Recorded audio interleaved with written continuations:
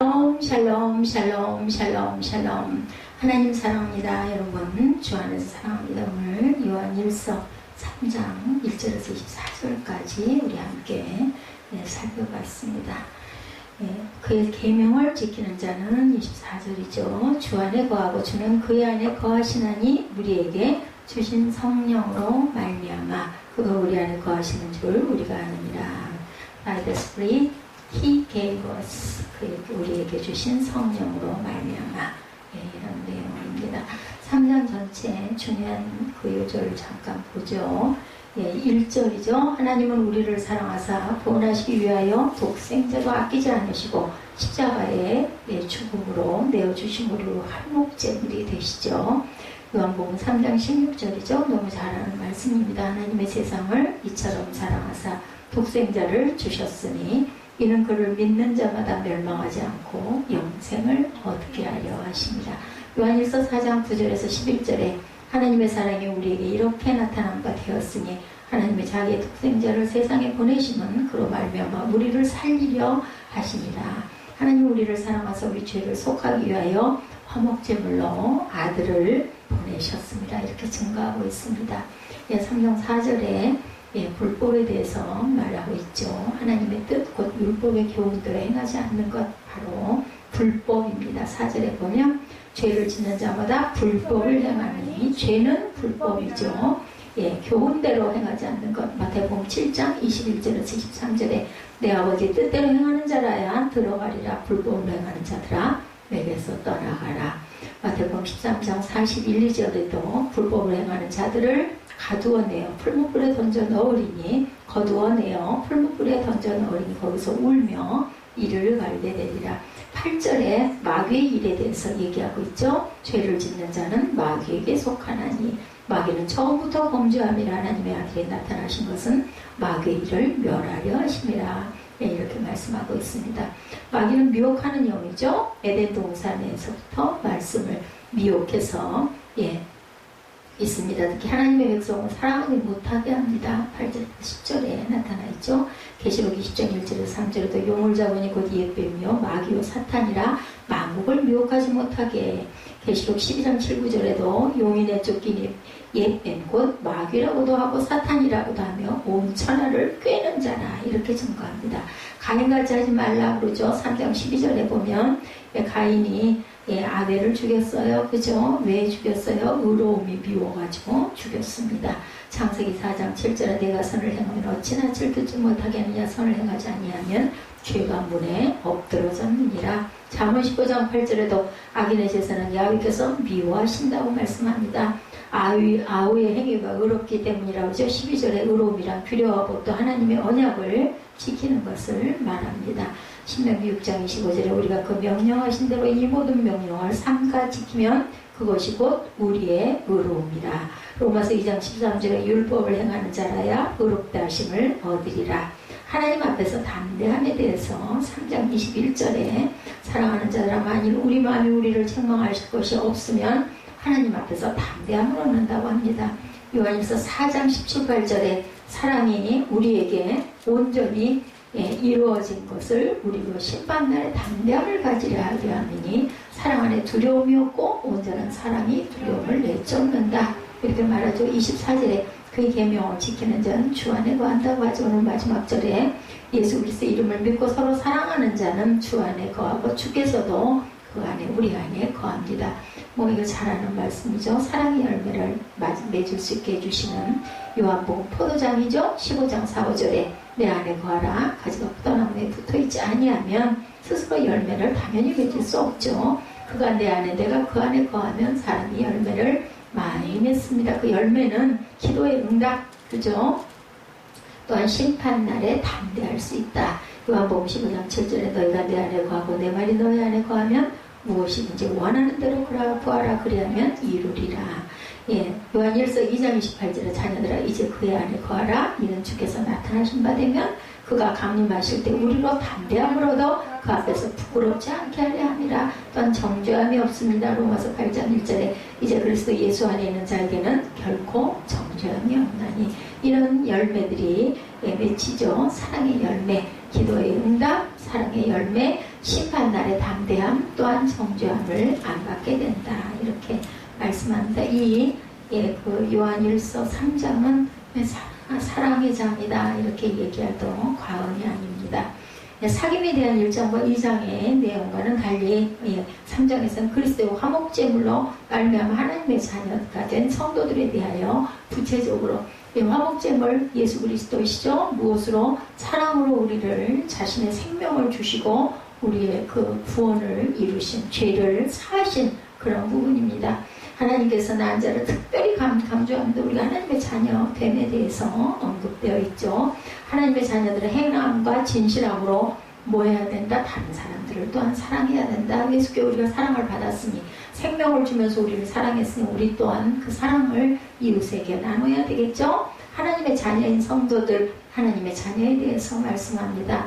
1절부터 말씀하죠. 하나님께서 성도들은 당신의 자녀로 삼아주신 사랑이 어떠한 것인지 우리에게 생각해봐라.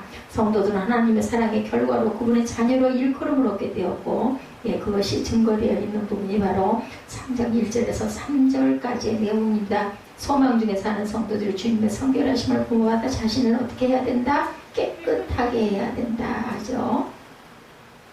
우리는 항상 자신을 정결하고 깨끗하게 할 줄 알아야 돼. 뭐예요? 회개하죠. 이처럼 요한은 성도의 윤리적 생활을 강조합니다. 영생의 약속과 소망을 지닌 성도들은 그것을 누리기에 합당한 삶을 당연히 살아야 됩니다. 독생자 예수 그리스도를 세상에 왜 보내셨어요? 우리의 죄를 속하려고. 4장 9절에 요한일서 4장 9절입니다. 하나님의 사랑이 우리에게 이렇게 나타난 바 되었으니 하나님이 자기의 독생자를 세상에 보내시면 그로 말미암아 우리를 살리려 하시니라. 희생제물로 예수 그리스도의 생명이 죽임을 당합니다.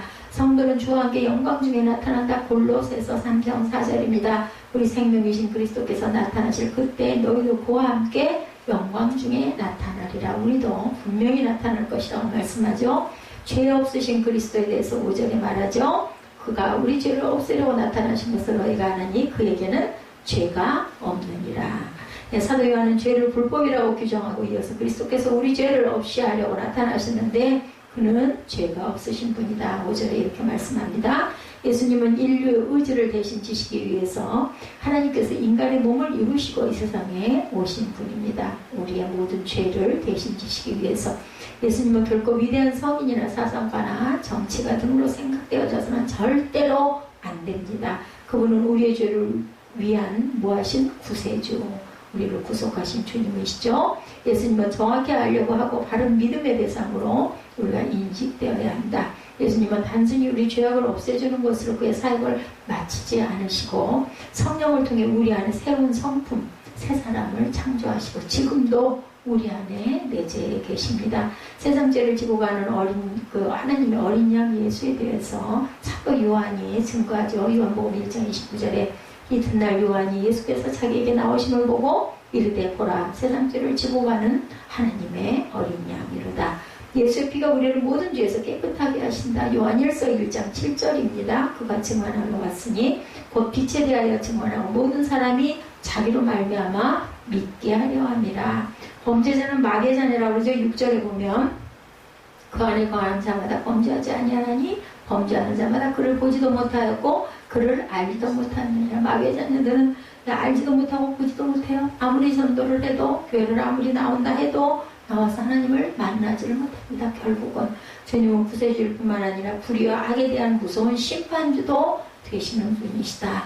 인간은 거듭나기 전에 자신과 하나님을 볼 수가 없어요. 그는 이미 죄와 허물로 죽어있는 생명이에요. 살아있지만 죽어있는 생명. 그리스도 안에서 거듭나 새로운 피조물이 되지 않으면 영원토록 저주 안에 있기 때문에 주는 그리스도시여 살아계신 하나님의 아들이니다 라는 고백을 할 수가 없습니다. 이 고백은 사람이 하는 것이 아니라 하나님께서 알게 하시기 때문에 할 수 있는 것이다. 스스로 속이는 자가 되지 말아야 된다 하죠. 야고보서 1장 22절에 너희는 말씀을 행하는 자가 되고 듣기만 하여 자신을 속이는 자가 되지 말라. 죄를 범하는 자는 죄의 종이다. 요한복음 8장 34절에 예수께서 대답하시되 진실로 진실로 너희에게 이르노니 죄를 범하는 자마다 죄의 종이라. 하나님께 속한다고 합니다. 하나님께로 난 자 9절입니다. 하나님께로부터 난 자마다 죄를 짓지 아니하나니 이는 하나님의 씨가 그의 속에 거하며 그도 범죄하지 못하는 것은 하나님께로부터 났습니다. 이렇게 증거합니다.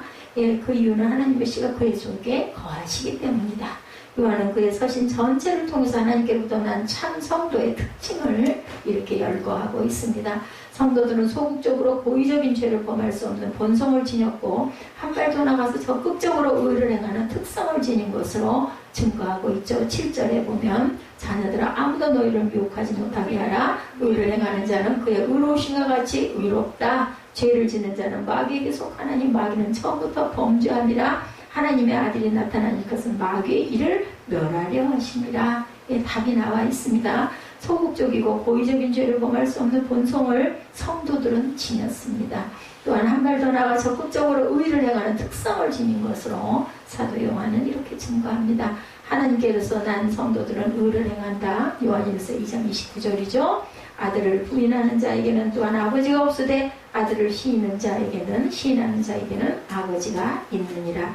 죄에 대하여 죽은 자는 하나님께 속했다. 로마서 6장 2절입니다. 그럴 수 없느니라. 죄에 대하여 죽은 우리가 어찌 그 가운데 살리요. 성도가 거듭난 것은 썩지 아니할 씨로 된 거라고 그러죠. 베드로전서 1장 23절에 너희가 거듭난 것은 썩어질 씨로 된 것이 아니요 썩지 아니할 씨로 된 것이니 살아있고 항상 있는 하나님의 말씀으로 되었느니라. 의인과 악인에 대해서 10절에 증거했습니다. 이러므로 하나님의 자녀들과 마귀의 자녀들이 드러나나니 무릇 의를 행하지 아니하는 자나 또는 형제를 사랑하지 아니하는 자는 하나님께 속하지 아니하였다. 이것이 바로 요한복음 15장 1절에서 17절에 나와 있는 내용과도 같습니다. 그는 마귀의 자녀와 하나님의 자녀에 대한 구별을 하면서 가인의 예를 들죠. 12절에 가인같이 하지 말라. 그가 악한 자에게 속하여 그 아우를 죽였으니 어떤 이유로 죽였느냐. 자기 행위는 악하고 그 아우의 행위는 의로움이라. 예, 아우의 행위가 의롭기 때문에 그것이 미워가지고 죽였어요. 절대 그렇게 돼서는 안 된다. 우리는 가인의 살인이 그 악한 마음에서 비롯되었다라는 교훈을 듣습니다. 그 동생 아들을 죽인 것은 자기 행위가 악하고 아우의 행위가 의롭기 때문이다. 악한 행위는 악한 마음에서 비롯된다. 아담과 하와 사이에 받아들 창세기 4장 1절에 증거되어 있습니다. 죄를 짓는 자는 마귀에게 속한 영보다 요한일서 3장 8절에 죄를 짓는 자는 마귀에게 속하나니 마귀는 처음부터 범죄함이라. 하나님의 아들이 나타나신 것은 마귀의 일을 멸하려 하십니다. 세상은 성도를 미워한다 그러죠. 13절에 형제들아 세상이 너를 미워하여도 이상히 여기지 말라. 우리는 형제를 사랑함으로 사망에서 옮겨 생명으로 들어간 줄 알거니와 사랑하지 아니하는 자는 사망에 머물러 있느라 죽었어요. 그죠? 사랑하지 않는 사람들은 죽은 사람들이다라는 겁니다. 사랑을 모르는 사람들은 그리스도의 고난에 참여하는 일, 하늘의 상급을 쌓아놓는 일이 형제 사랑하는 일이다. 그리고 무엇보다 세상으로부터 자신이 진정한 그리스도인으로 취급받고 있음을 기뻐해야 된다. 예수 그리스도를 위하여 고난받은 자는 복이 있다 그러죠. 누가복음 6장 22절입니다. 인자로 말미암아 사람들이 너희를 미워하며 멀리하고 욕하고 너희 이름을 악하다가 하여 버릴 때는 너희에게 복이 있도다. 우리를 핍박하는 자들이 악하다고 욕하는 자들을 그들은 우리에게 복이 있고 그들에게는 저주가 따르죠. 하나님을 사랑하는 대로 증명될 수 있다고 하면서 요한 1서 4장 21절이죠. 우리가 이 계명을 주께 받았나니 하나님을 사랑하는 자는 또한 그 형제를 사랑할지니라. 의와 계명을 가리킵니다. 23, 4절이죠. 의를 실천하라고 말씀하고 있습니다. 무엇이든지 22절 보죠. 무엇인지 구하는 바를 그에게서 받나니 이는 우리가 그의 계명을 지키고 그 앞에서 기뻐하는 것을 행함이라. 계명에 대해서 말씀합니다. 그의 계명은 이것이니 곧 그 아들 예수 그리스도의 이름을 믿고 그가 우리에게 주신 계명대로 서로 사랑할 것이니라. 그의 계명을 지키는 자는 주 안에 거하고 주는 그의 안에 거하시나니 우리에게 주신 성령으로 말미암아 그가 우리 안에 거하시는 줄을 우리가 아느니라. 우리가 아는 게 아니라 성령이 우리에게 알게 해주신다. 성령은 어디 있어요? 우리 마음 안에 항상 계시죠. 그리스도인이라면 마땅히 이렇게 우리는 의를 실천해 가야 된다. 사람은 하나님을 공경하는 것으로 그만이라고 생각하기 쉽지만 사실은 하나님은 현실 세계에 나타나셔서 우리의 대접이나 사랑을 받으시지 않고 계십니다. 그러므로 우리는 하나님이 허락하신 사회에서 의와 사랑을 실천하고 가야 되겠다. 물질로 가난한 자를 주의 이름으로 도울 줄 알아야 되겠고 오직 행함과 진실함으로 살아가야 되겠다. 사랑엔 거짓이 없죠. 로마서 12장 9절에 사랑에는 거짓이 없나니 악을 미워하고 선에 속하라. 부르심에 우리가 또 합당해야 되겠죠. 에베소서 4장 1, 2절입니다. 그러므로 주 안에 갇힌 내가 너희를 권하노니 너희가 부르심을 받은 일에 합당하게 행하여 모든 겸손과 온유로 하고 오래 참음으로 사랑 가운데서 서로 용납하고 평안에 매는 줄로 성령이 하나 되게 하신 것을 힘써 지키라. 예, 그냥 지키는 것은 못 지켜요. 힘써서 지켜야 합니다. 예, 진리에 속한 성도들에서 19절에 요한은 성도가 진리에 속했다. 19절에도 말씀하고 있습니다. 우리가 진리에 속한 줄 알고 또 우리 마음을 주 앞에서 굳세게 해라. 이렇게 말씀하고 있죠. 진리는 예수 그리스도 자체이시기 때문에 우리가 진리에 속해야 합니다. 진리에 속한 성도들은 그 마음을 주 앞에 굳게 가지고 가야 됩니다. 기독교 신앙은 믿는 대상에 대한 맹목적인 신념이나 지식을 뜻하는 것이 아니고, 예, 신앙은 주님과 인격적이며 윤리적인 교제 모두를 포함하고 있습니다. 그 교제에서 얻어진 확신이 참된 신앙의 확신이고, 요한은 진리대로 행하는 성도들은 가책을 받을 것이 없다고 20절에 말씀하고 있죠. 20절 다시 보죠. 우리 마음이 혹 우리를 책망할 일이 있어도 하나님은 우리 마음보다 크시고 모든 것을 아시기 때문에 우리는 가책받을 일이 없다. 하나님 앞에 우리가 담대하게 된다. 21절에 사랑하는 자들아, 만일 우리 마음이 우리를 책망할 것이 없으면 하나님 앞에 우리가 떳떳하고 담대하죠. 책망받을 일이 없습니다. 그런 사람이 얼마나 있겠습니까? 많은, 그죠? 진리에 속함으로 진리 대신 예수를 우리는 따라가야 됩니다. 요한복음 18장 37절에 빌라도가 이르되 그러면 내가 왕이 아니냐? 예수께서 대답하시되 내 말과 같이 내가 왕이니라.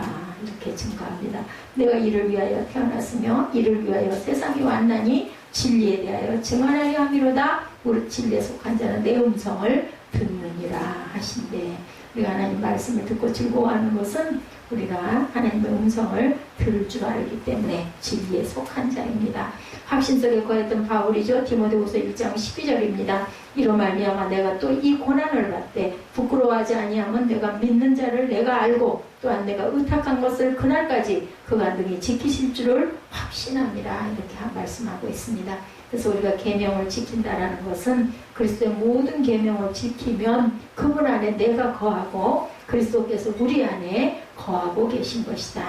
예수님은 자신 준 세 계명을 지키는 사람만이 진정한 제자가 될 수 있다고 그러죠. 요한복음 13장 34절이죠. 새 계명을 너희에게 주노니 뭐야라? 서로 사랑하라. 너희를 사랑한 것 같이 너희도 서로 사랑하라. 너희가 서로 사랑하면 이로써 모든 사람이 너희가 내 제자인 줄 알리라. 계명을 지키는 자는 그리스도의 제자가 돼서 스승이신 예수 그리스도와 동일한 능력과 권세를 누릴 수가 있다. 계명을 지키는 자는 하나님께로부터 난 자다. 요한일서 4장 7절입니다. 사랑하는 자들아 우리가 서로 사랑하자. 사랑은 하나님께 속한 것이니 사랑하는 자마다 하나님으로부터 나서 하나님을 알고 이렇게 증거합니다. 사랑의 계명을 실천한 자의 안에는 하나님이 거하신다. 4장 12절이죠. 요한일서 어느 때나 하나님을 본 사람이 없으되 만일 우리가 서로 사랑하면 하나님이 우리 안에 거하시고 그의 사랑이 우리 안에 온전히 이루어지느니라. 이렇게 증거되어 있습니다. 우리는 3장을 통해서 하나님의 자녀가 어때야 되나를 살펴봤습니다. 하나님의 자녀들은 성도는 자신의 생명을 버리면서까지 우리를 사랑하신 예수 그리스도의 사랑을 본받아서 그분의 사랑을 행동으로 옮기는 삶을 살아야겠다. 진리에 속한 성도들은 의를 또한 실천해야 합니다. 그래서 우리가 사랑으로 말미암아 누가 주신 성령이 주신 그러한 성령으로 말미암아 살아갑니다. 사랑은 말로만 아니라 행동이 따라야 진정한 사랑이죠. 사랑한다고 말하면서 하나도 그 사람을 위해 주지도 않고 생각해 주지 않으면 그건 거짓 사랑이 똑같습니다. 상대방을 위해서 자기 생명을 희생하는 것처럼 큰 사랑은 없는데 예수님께서 말씀하시기를 사람이 친구를 위하여 자기 목숨을 버리면 이에서 더 큰 사랑이 없다. 요한복음 15장 13절에 말씀하죠. 하나님의 사랑 우리가 생각할수록 그 크고 깊고 넓은 사랑을 정말 감사해야 합니다. 우리가 자녀를 사랑하는 것, 부모를 사랑하는 것 참 어렵습니다. 정말 어렵죠. 그냥 말아버리고 싶을 때가 얼마나 많습니까? 하나님을 오죽이나 하실까? 저는 이 부분에 대해서 말을 못해요. 할 말을 잊지를 못합니다. 하나님은 나를 얼마나 내다 버리고 싶을까? 오죽이나 하면 내 아들보다 더 심하지 않겠나? 한 성도님의 가정에 일어난 사랑의 기적, 예, 그런 기적들을 볼 때마다 하나님의 은혜가 얼마나 가슴에 메이는지, 예, 성경은 사랑의 하나님을 계시하죠. 요한일서 4장 7절에 사랑은 하나님께 속한 것이고 8절에서는 하나님은 사랑이심이라. 오죽하면 제가 아주 크게 변하게 은혜받았던 구절입니다. 요한일서 4장 8절 하나님은 사랑이십니다. 기독교 신앙은 사랑의 하나님을 믿는 것이죠. 그 사랑의 하나님. 그렇기 때문에 우리도 사랑해야 되고 우리도 사랑 자체가 돼야 됩니다. 이 하나님의 사랑이시기 때문에 우리 또한 사랑이 돼야 되겠죠. 우리 믿음의 수준은 우리가 하나님의 사랑을 이해하는 것에 정비해야 합니다. 신앙생활을 억지로 가면 더 할 수 있는 것이 아니에요. 억지로 다니는 건 왜 다녀요? 그러다가 하나님을 주님을 딱 만나려고 그 기대를 걸면서, 그것도 신앙입니다. 만나려고 찾아다니는 거. 신앙은 자발성인 생명인데 그러려면 먼저 하나님의 사랑을 아는 것이 급한 일이죠. 하나님의 사랑을 아는 사람은 저절로 하나님을 사랑하게 되고 누가 권하지 않더라도 기쁨으로 하나님을 섬기는데 힘쓰게 됩니다. 그러므로 오늘 하나님께서 어떤 사랑을 우리에게 주셨는지 함께 살펴보죠. 첫 번째로 하나님께서는 독생자를 내어 주기까지 우리를 사랑하셨다고 그러죠. 오늘 본문에도 계속 나오죠. 사도 요한이 감탄하기를 뭐라고 그랬어요? 아버지께서 어떠한 사랑을 우리에게 베푸사 하나님의 자녀라 일컬음을 받게 하셨는고, 이렇게 말합니다. 어떠한 포타포스란 단어는 무슨 종류, 어떤 종류로 이런 뜻을 갖고 있습니다. 의역을 할 경우에 얼마나 위대한, 얼마나 놀라운, 얼마나 영광스러운 이라는 의미를 갖고 있는데, 하나님의 사랑은 사람들이 알고 있는 사랑과는 종류가 다르죠. 차원이 다릅니다. 우리나라 말을 비롯해서 영어나 일본어, 중국어로 할 것 없이 사랑이라는 단어는 한 가지입니다. 러브, 그죠? 또 사랑의 애자를 씁니다. 그죠? 그러나 이 세상에 가장 정확한 언어라는 헬라어에서는 사랑을 의미하는 단어가 4개나 있습니다. 아시겠지만 친구 사이의 사랑, 필리아, 그죠? 부모와 자식 사이의 사랑, 스토르게, 자아 추구의 사랑, 에로스, 부모, 부부의 사랑, 아니면 연인과의 사랑, 자기를 주는 사랑, 무조건적인 사랑, 절대 사랑, 하나님의 사랑, 아가페 사랑, 이렇게 4가지로 구분이 됩니다.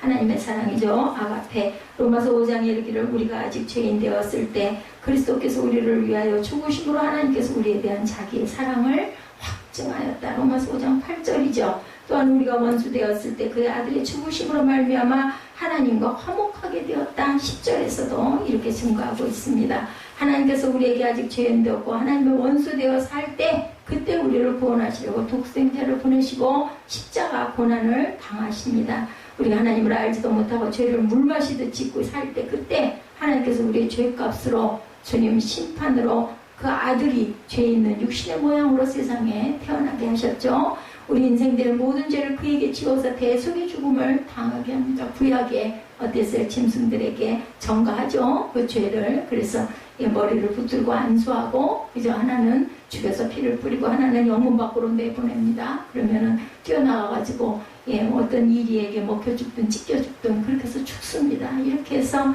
우리 죄를 다 거기다 담았다. 이런 그 의식처럼 독생자 아들 예수를, 이 인류를 내가 구원해야 할 텐데 이걸 어떻게 할꼬 하고 생각을 하시다가 하나밖에 없는 독생자 하나님을, 예수님을 사람의 몸을 입혀가지고 땅에 내보내시죠. 예수 그리스도를. 이에 대해서 성경은 말씀합니다. 하나님의 사랑이 우리에게 이렇게 나타난 바 되었으니 하나님이 자기의 독생자를 세상에 보내시면 그로 말미암아 우리를 살리려 하심이라 말씀하죠. 9절에 10절에 사랑은 여기 있으니 우리가 하나님을 사랑한 것이 아니요 하나님이 우리를 사랑하사 우리 죄를 속하기 위하여 화목제물로 그 아들을 보내셨다. 요한일서 4장에 나타나 있습니다. 이 사랑은 우리 인간들은 죽었다가 깨어나도 할 수 없는 사랑. 하나님의 사랑은 우리의 경험이나 이성을 초월하기 때문에 이해할 수도 없는 사랑. 그러면 어떻게 하나님의 사랑을 알 수 있을까? 믿음으로 알 수가 있죠. 하나님을 믿을 때 우리에게 베풀어 주신 그 크신 사랑을 이해할 수가 있습니다. 느낄 때마다 하나님의 사랑이 정말 기가 막히구나 하는 그런 생각을 하게 됩니다. 사도 요한과 같이 보라 아버지께서 어떠한 사랑을 우리에게 베푸사 하나님의 자녀라 일컬음을 받게 하셨는가라고 한없는 놀라움과 감동으로 그 사랑을 받아들이게 됩니다.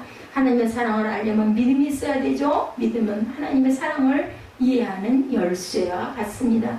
우리가 하나님을 믿을 때 독생자를 내어주신 사랑을 이해할 수가 있고, 하나님의 사랑을 알게 될 때 우리도 하나님을 사랑하게 됩니다. 이런 일화가 있습니다. 한밤중에 아빠께 화장을 아버지가 났어요.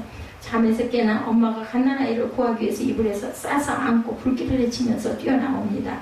다행히 아들은 무사했어요. 근데 엄마는 전신에 화상을 입습니다. 병원에서 치료를 받고 목숨을 건졌으나 얼굴이 온통 화상으로 일그러져서 아주 보기가 흉한 그런 모습이 됐어요. 아들은 성장하면서 엄마의 일그러진 얼굴이 너무너무 싫었습니다. 친구를 집으로 데려오지도 않고 엄마가 학교 오는 곳을 절대로 못 오게 합니다.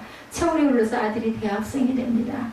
하루는 엄마가 아들을 불러앉히고 지난 이야기를 들려줍니다. 불 속에서 아들을 구했으나 엄마는 화상을 입어서 추한 모습이 되었단다고 알려줍니다.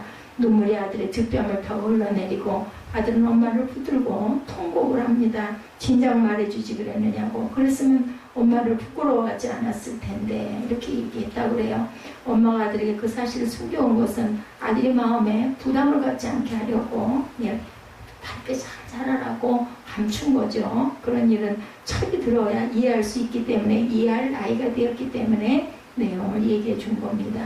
그날 이후로 이 아들은 엄마를 깊이 이해하고 사랑하고 자랑스럽게 생각했을 것인데, 하나님을 사랑하는 것도 이와 같다. 하나님께서 어떠한 사랑을 우리에게 베풀어 주셨는지를 아는 게 중요합니다.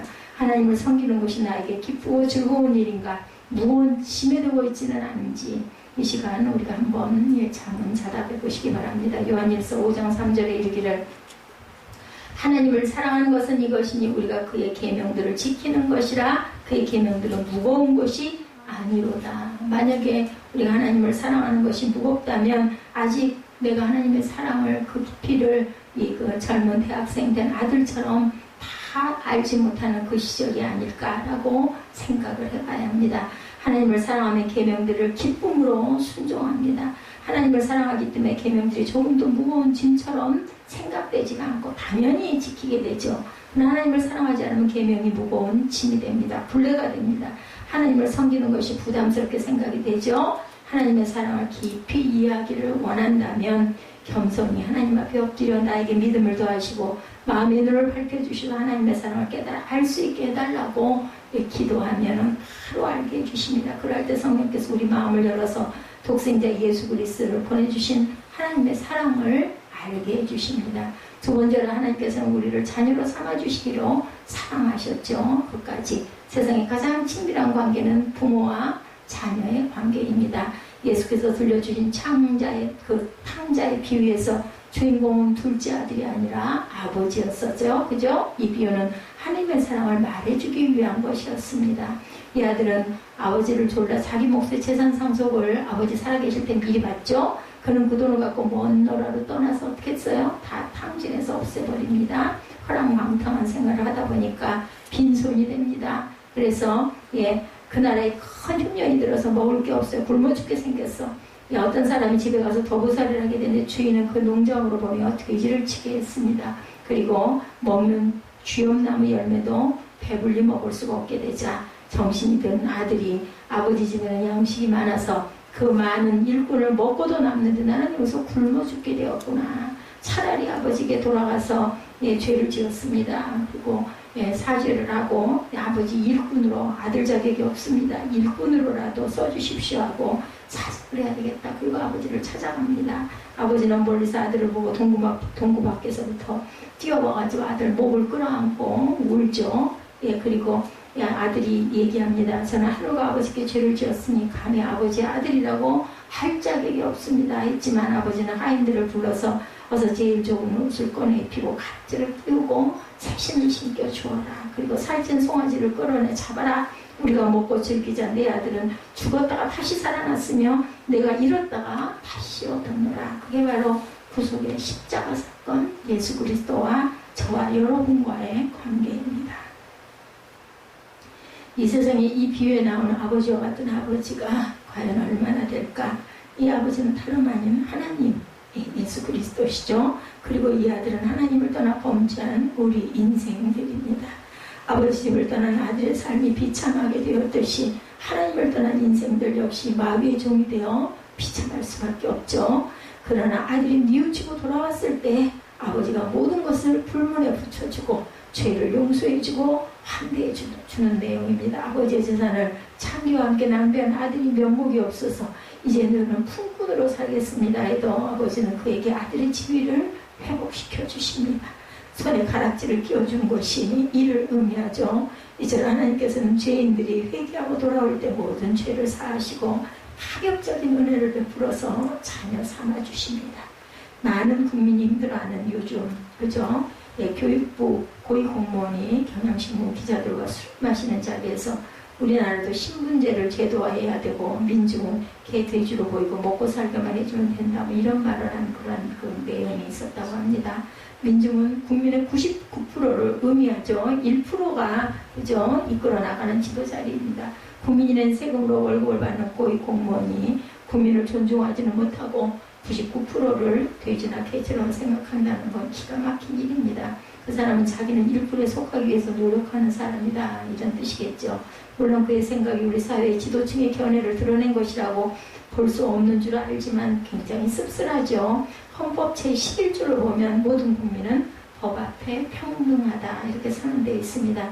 현실은 수많은 차별이 그럼에도 불구하고 존재하죠. 1%와 99%뿐 아니라 99% 안에도 수많은 계층이 있고 서로 용납하는데 인색합니다. 더구나 정과가 있는 사람은 사회생활을 하는데 정말 어려움을 겪습니다. 이처럼 우리 인간들은 다른 사람들을 이해하고 용납하는 마음이 부족하죠. 알고 보면 사람들 간의 차이란 50보 100보에 불과한데 하나님께서는 사랑이 한량 없으시기 때문에 아무리 큰 죄인이라도 죄의 계층을 두질 않습니다. 회개하고 돌아오기만 하면 품어주시고 안아주시죠. 다윗은 시편 103편에 하나님의 사랑을 노래합니다. 야훼는 자비로우시고 은혜로우시며 노하기를 더디하시며 인자하심이 풍부하시도다. 항상 경책치 아니하시며 노를 영원히 품지 아니하시리로다. 우리의 죄를 따라 처치하지 아니하시며 우리의 죄악을 따라 갚지 아니하셨으니 이는 하늘이 땅에서 높음같이 그를 경외하는 자에게 그 인자하심이 그치미로다. 동에서에서 먼 곳까지 우리 죄가를 우리에게 멀리 옮기셨으며 아비가 자식을 불쌍히 여긴같이 야훼께서 자기를 경외하는 자를 불쌍히 여기시나니 이는 저가 우리의 체질을 아시며 우리가 진토임을 기억하시미로다. 예, 얼마나 자비하신 하나님, 잘못을 범한 자식을 불쌍히 여기 용서하시는 아버지와 같은 하나님이시죠. 예수님 당시에 대부분의 유대인들은 하나님께 대하여 왜곡된 인식을 갖고 있었습니다. 하나님은 무서운 하나님, 심판의 하나님, 진노의 하나님이다, 이렇게 알았죠. 하물며 감히 하나님을 아버지로 여긴다는 것은 있을 수가 없어서 성경을 기록할 때 하나님 자에다가는 그죠? 그것을 피해서 썼다고 합니다. 예수께서 하나님을 아버지로 그런데 소개하시죠. 그 다음에 주님의 말씀을 들으러 모여온 무리에게 하나님을 일컬어 하늘에 계신 너희 아버지, 이렇게 얘기합니다. 예수께서 제자들의 기도를 가르쳐 주시면서 너희는 이렇게 기도하라. 하늘에 계신 우리 아버지의 이름이 거룩히 여김을 받으시오며, 예수님이 처음으로 아버지로 소개를 시키죠. 나라의 임하옵시며 뜻이 하늘에서 이루어진 것 같이 땅에서도 이루어지이다. 오늘 우리에게 일용할 양식을 주셨고 우리가 우리에게 죄 지은 죄를 사하여 주신 것 같이 우리 죄를 사하여 주옵시고 우리를 시험에 들게 하지 마옵시며 다만 악에서 구하옵소서. 나라와 권세와 영광이 아버지께 영원히 있사옵나이다. 아멘. 천지 만물의 창조주시고 천지 전능하시고 영원하신 하나님, 거룩하시고 공의로우신 하나님은 죄와 허물이 많은 우리 인생이 어찌 감히 아버지라고 부를 수가 없어요. 그래서 항상 하나님에는 그냥 야훼라고 이렇게 칭했었습니다. 천지 만물의 창조주. 홍길동전에 보면 길동이가 철자식이어서 호부호용하지 못함을 애석하게 여겼다고 그래요. 항상. 다시 말하면 당시 사회 관습에 의하면 서자는 아버지를 아버지라고 절대로 부르지 못하고 형을 형이라고 부르지 못했다는 거죠. 근데 기독교가 들어오면서 하나님을 아버지라고 소개합니다. 양반도 하나님을 아버지라고 부르고 노비도 하나님을 아버지라고 부를 수 있게 됐다는 겁니다. 본초의 자식도 첩의 자식도 다 하나님을 아버지라고 부릅니다. 하나님을 믿는 자들은 한 아버지의 자녀가 된 거예요. 이렇게 볼 때 기독교가 우리 민족을 계몽하는데 굉장히 지대한 공을 세웠다. 그죠? 예, 예수 그리스도 안에서 하나님의 자녀가 되었으면 우리가 정말 감사해야 됩니다. 지옥 백성이었던 우리 예수 그리스도를 믿고 죄사함을 받고 하나님의 자녀의 신분을 얻었기에 이보다 귀하고 위대하고 파격적인 사랑은 없습니다. 더구나 이 같은 사랑을 받은 사람들이 다름 아닌 저와 여러분이라고 할 때 정말 놀랍죠. 예, 조용한 시간에 곰곰이 깊이 생각해보면 이 감동에 정말 우리가 눈물이 나죠. 예, 우리 하나님의 사랑에 감격해서 보라 아버지께서 어떤 사랑을 우리에게 베푸사 하나님의 자녀라 일컬음을 받게 하셨는고 우리가 그러하도다 이렇게 고백하게 됩니다. 세 번째, 하나님을 사랑을 받은 우리는 사랑의 계명을 지키며 살아갑니다. 김동인의 소설 발가락이 닮았다는 작품의 주인공 남자는 물란한 생활 한결과 자식을 낳을 수 없지만 첫 아들을 낳았어요. 그는 자기의 상태를 알면서도 그것을 숨깁니다. 그리고 친구에게 자기 양말을 벗어 발가락을 내보이며 가운데 발가락이 부심 길다는 것을 확인시키고 강보를 들쳐 아기의 발도 마찬가지라고 말합니다. 그 사람은 그 아기가 자기를 닮은 친자식인 것을 말하고 싶었던 거겠죠. 아마 그 사람은 자기가 아기가 자라면서 자기를 닮지 않았음을 알고 실망할 것인데 정상적인 부부 사이에서 난 자녀는 아버지를 닮도록 되어 있습니다. 생김새뿐만 아니라 성격도 닮죠. 성도들은 하나님의 자녀가 되었기 때문에 하나님의 아버지를 당연히 닮아야 됩니다. 바울은 데살로니가서 3장 13절에 너희 마음을 굳게 하시며 주 예수께서 그의 모든 성도와 함께 강림하실 때 하나님 우리 아버지 앞에 거룩함에 흠이 없기를 원한다 이렇게 고백합니다. 아버지께서 거룩하시기 때문에 하나님의 자녀된 성도들도 거룩해야 한다. 그리고 성도들은 하나님 아버지를 닮아서 선을 행하고 가야 한다. 요한 3서 1장 11절입니다. 사랑하는 자야 악한 것을 본받지 말고 선한 것을 본받으라. 선을 행하는 자는 하나님께 속하고 악을 행하는 자는 하나님을 뵙지 못하였느니라 이렇게 말합니다. 속담에 꽁 새끼는 산으로 가고 오리 새끼는 불로 간다는 말이 있어요. 이처럼 타고난 성품은 속일 수가 없다는 거죠. 사람은 선행을 할 때 많은 생각과 결단이 필요하지만 죄를 짓는 데는 그냥 금방 죄를 짓습니다. 이것은 사람의 본성이 죄에 오염되어 있음을 말해주죠. 요즘 정부와 지자체들이 범죄 예방을 위해서 앞다투어 CCTV에 엄청나게 이제 막 생활화됐어요. 그죠? 예, CCTV가 설치되어 있는 곳에는 범죄율이 적다고 그래요. 예, 그 이유는 설명이 필요하지가 않죠. 온 국민이 하루 종일 행적을 감시당하는 처지가 됩니다. 거꾸로 보면. 그러나 성도들은 다른 사람들의 눈을 의식해서 선을 행하는 것이 아니고 하나님의 자녀가 되었으므로 성품을 새롭게 변화된 사람들입니다. 고린도전서 5장 17절에 누구든지 그리스도 안에 있으면 새로운 피조물이라 이전 것은 지나갔으니 보라 새 것이 되었더라. 골로새서 3장 9절에도 옛사람과 그 행위를 벗어버리고 새사람을 입었으니 이는 자기를 창조하신 자의 형상을 쫓아 지식에까지 새롭게 하심을 받은 자입니다. 이렇게 증거합니다. 우리는 이처럼 예수 그리스도 안에서 변화된 우리의 실상을 알아야 합니다. 자기가 하나님의 자녀인 것을 언제든지 절대 잊지 말아야 되죠. 그러할 때 누가 지켜보든 말든 하나님의 자녀답게 살 수가 있다. 요한일서 4장 7절에 보면 사랑하는 자들아 우리가 서로 사랑하자. 사랑은 하나님께 속한 것이니 사랑하는 자마다 하나님으로부터 나서 하나님을 알고 사랑하지 아니하는 자는 하나님을 알지 못하나니 이는 하나님은 사랑이시니라. 아주 유명한 구절입니다. 성도들은 하나님을 사랑할 뿐 아니라 이웃을 사랑한 의인물을 가지고 있습니다. 억지로 강요에 의해서가 아니라 자원하는 마음으로 즐거운 억지로 사랑할 수는 없어요. 그 마음이 일어나야 되죠.